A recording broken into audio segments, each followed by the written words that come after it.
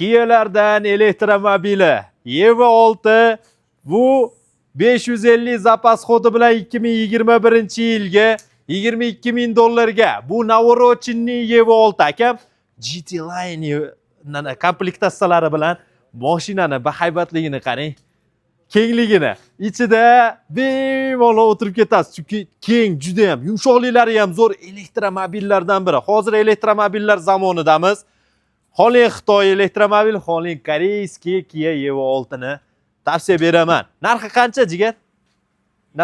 22 ming dollar. 22 mingda aytdik o'zi boya yana qayta so'rab qo'yibman va bu GT Line diskalari bilan 360 kamera, loboy proyeksiya, panoramniy lyuk, eshiklari ham beskluchovoy bilan neobычный ochiladi. Silpoy zonalari ham bor.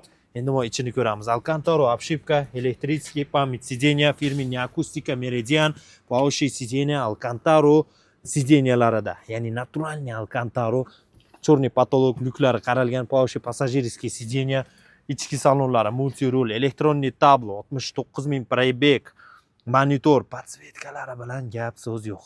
Duzonniy klimat kontrol, sensorli klimat kontrol, avtohol, shayba plan richak. Bu yerda ilonda terisida ham akoprintlari ham bor ekan. Bu nima ekan bilmayman. Pustarklari hamma yo'qlari bor. 550 zapas xodi bilan Evo 6 Kia elektromobillaridan va o't kuchlari ham juda ham yaxshi. Orqa podogref sidenya, orqalari ham juda ham keng va mana bu orqadagi dizaynlarini ham o'ta chotki, aniq va asal qilib dizaynni qilib qo'yishgan va 22 ming dollarga egasini nomeri ekran pastda narxini kelishi mashina bahosini qilib olib qo'yamiz.